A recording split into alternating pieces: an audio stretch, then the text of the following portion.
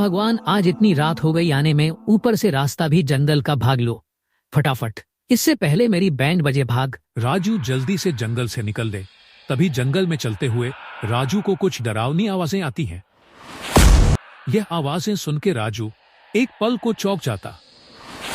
ये कैसी आवाज है बे? मुझे लगा जैसे कोई गाना गा रहा है पीछे से। ये मेरा वहम है या हकीकत? तभी कोई हवा जैसी तेजी से राजू के सर पर पंजा मारता हुआ हवा में ही लुप्त हो जाता है। यह महसूस करके राजू हक्का बक्का बहुत चक्का हो जाता है।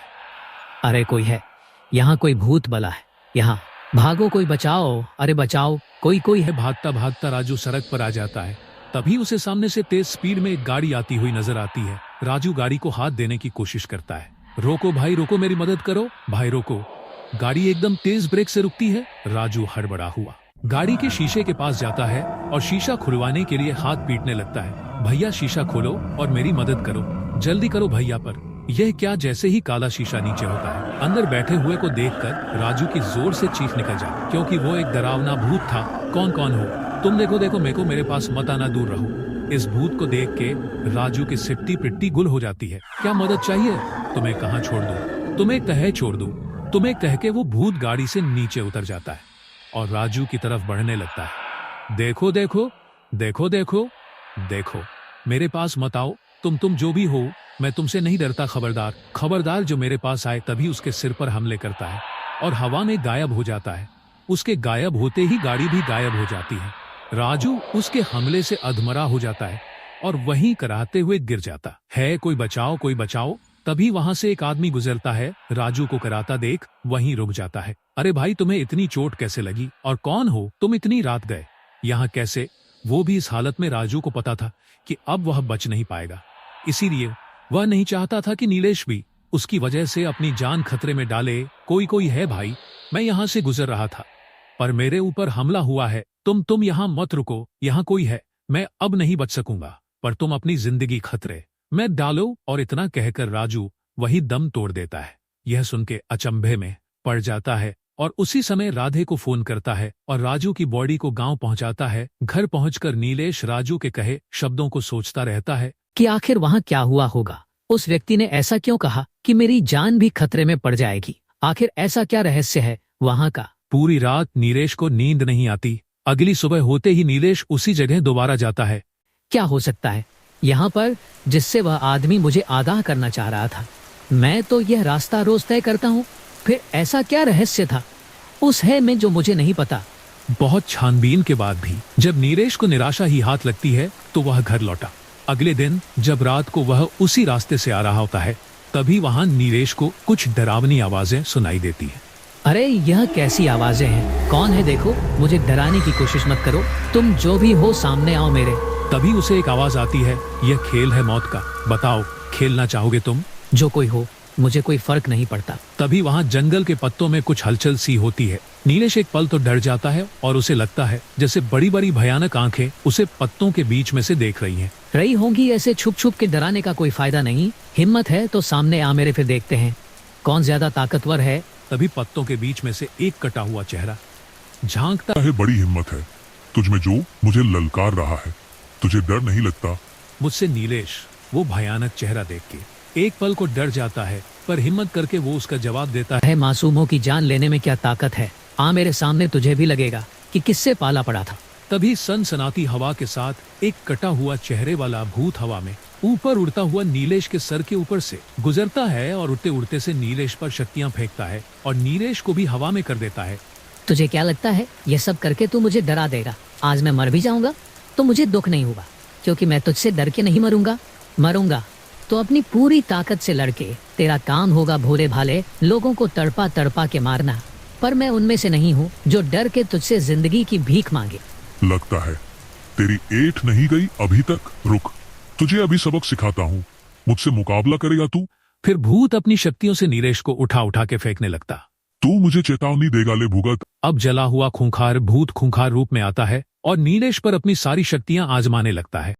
जितनी भी शक्तियां हैं आजमा ले तू, मैं मरूंगा तो शान से तुझसे डर के नहीं, ये ले। फिर तभी भूत उसे शक्तियों से उछालकर पेड़ के ऊपर लटका देता है और उसके चेहरे पर हमला कर देता है। जो भी करना है कर ले, पर तुझसे नहीं डरूंगा। जिसे भी भगवान ने जिंदगी दी है वो कभी ना कभी तो मरता ही है।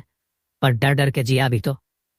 क्या जिया मारना है तो मुझे शौक से मार दे। दे नीले की निडर बातें सुन के भूत का हौसला डगमगा जाता। तू पहला व्यक्ति है जो इतनी मार के बाद भी मुझसे नहीं डर रहा। तुझे मार के भी क्या फायदा? मैं एक भूत हूँ, लोग मुझसे डरते हैं, वो मेरा खौफ है। तभी भूत उसे पेड़ से रिहा कर देता है और नीलेश धम से नीचे आ गिरता है। बहरहाल नीलेश दर्द से कराह रहा होता है, पर अभी भी उसे मरने का कोई खौफ नहीं होता।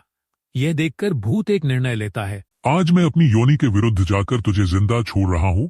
जा जी ले अपनी जिंदगी। और भूत वहां से हवा में गायब हो जाता है। नीलेश वहीं बेहोश हो जाता है और सुबह तक वहीं पड़ा रहता है। सुबह जब कोई यात्री वहां से गुजरता है तो नीलेश को देखकर उसे तुरंत गांव ले जाता है और उसकी मरहम पट्टी करवाता है। कुछ दिनों में नीलेश लात चंगा हो जाता है। भगवान, मुझे तुझ पर पूरा भरोसा था कि तू अपने बंदों की जान हमेशा सलामत रखेगा। तूने मुझे बुरी शक्ति के सामने हारने नहीं दिया, इसलिए मैं तेरा शुक्रिया अदा करता हूँ। ठीक होते ही नीलेश सबसे पहले उस जंगल से जाने वाले रास्ते पर एक बोर्ड लगवाता है जिस पर लिखा होता है कोई है हीरापुर नाम का एक गांव होता है। इस गांव के पास एक हवेली थी। वो हवेली बहुत ही डरावना था। कोई भी वहां से आना जाना नहीं करता था। कुछ लोगों का तो यह भी मानना है कि रात को उस हवेली से अजीब अजीब आवाज भी आती है। कभी किसी के रोने की आवाज आती है, कभी किसी के चिल्लाने की आवाज आती है, तो कभी किसी के गुर्राने की आवाज आती है। एक बार राज नाम का एक आदमी गांव मैं कुछ दिनों के लिए अपने माँ बाप से मिलने आया था। चलिए पिताजी, अब हमारे जाने का समय हो गया है। अब कल तक शहर नहीं पहुंचा तो बॉस नौकरी से निकाल देगा। अरे बेटा, तुम जाओगे कैसे? कल तक तो शहर नहीं पहुंच सकते तुम। अरे पिताजी, कैसी बातें करते हैं? अब गांव का हवेली वहीं से चला जाऊंगा। नहीं बेटा, वहां से मत जाओ। तुम स्टेशन पर कदम भी नहीं रखोगे। अरे पिताजी, स्टेशन पर ऐसा क्या है जो मैं वहां जा नहीं सकता? बस मैंने कह दिया तो कह दिया। तुम वहां से नहीं जाओ, समझे तुम? पिताजी, आप मुझे बताइए तो सही, आखिर वहां ऐसा क्या है? नहीं तो मैं खुद जाकर देख लूंगा। बेटा, वह रेलवे स्टेशन भूतिया है। बोला जाता है कि वहां भूत चुड़ैल वगैरह घूमते रहते हैं। बस पिताजी, कैसी बातें कर रहे हैं आप? इस जमाने में रहकर भी आप यह भूत चुड़ैल पर विश्वास करते हैं? अरे पिताजी, वो रेलवे स्टेशन बिल्कुल सही है। वो लोगों ने अफवाह फैलाकर उसको बदनाम कर रखा है। हम तो तुम अब मेरी बात को टाल। मैंने कह दिया कि तुम उस रेलवे स्टेशन से नहीं जाओगे तो नहीं जाओगे। पिताजी प्लीज, अगर मैं कल तक अपने शहर नहीं पहुंचाना तो नौकरी हाथ से चली जाएगी। फिर पैसा कौन ये फूट लाएंगे? मैं रेलवे हवेली से ही जाऊंगा। देखते हैं कि अब कौन आता है। राज ये सब बोलकर अपना सामान पैक करने चला जाता है और हवेली से होकर शहर जाने के लिए तैयार हो जाता है। कुछ ही घंटों में वह हवेली पहुंच जाता है। राज वहां हवेली पर खड़ा होकर का इंतजार करता है। 2-3 घंटे गुजर जाते हैं पर अभी तक कोई नहीं आती।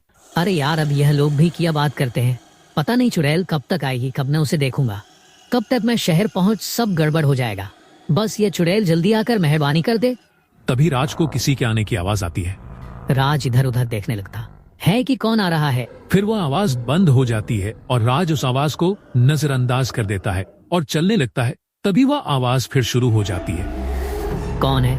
कौन है वहाँ? एक तो अंधेरा इतना है कि कुछ दिखाई नहीं देता। राज धीरे धीरे चलने लगता। चलते चलते देखता है वह आवाज फिर शुरू हो जाती है। कौन है? कौन है वहाँ? एक तो अंधेरा इतना है कि कुछ दिखाई नहीं देता। राज धीरे धीरे चलने लगता। चलते चलते देखता है तभी वह चौंक जाता है और चिल्ला देता है। वह देखता है कि उसके सामने एक बूढ़ा व्यक्ति खड़ा होकर उसे घूर रहा है। अरे चाचा, आपने तो डरा दे ऐसे घूर घूर के मुझे क्यों देख रहे हो? कुछ कर दिया क्या मैंने? तुम यहाँ क्यों आए हो? क्यों आए? मतलब अपनी ट्रेन का इंतजार कर रहा हूँ। कल तक शहर जाना है पर यह ट्रेन है कि आ नहीं रही। 5 घंटा हो गया इंतजार करते करते। यहाँ से चले जाओ, चले जाओ, मरोगे। तुम अपनी जान बचाओ, जाओ यहाँ से, वो भूत तुम्हें मार देंगे। अरे चाचा, जाओ ना। क्यों दिमाग खराब कर रहे हो? घर में पिताजी इस बात को लेकर परेशान कर रहे थे। और अब तुम जाओ यहाँ से। फिर वो बूढ़ा आदमी अपने हाथ से सामने की तरफ इशारा करता है। राज उस ओर देखता है कि वहां से चुड़ैल आ रही होती है। राज पीछे मुड़कर देखता है तो वो बूढ़ा आदमी वहां से गायब हो जाता है। राज को वहां थोड़ा अजीब सा लगने लगता है। राज हवेली से भागने लगता है। तभी उसके सामने चुड़ैल आ जाती है। राज देखता है चुड़ैल उसके ही आ रही है। ये देखकर वो घबरा जाता है। डर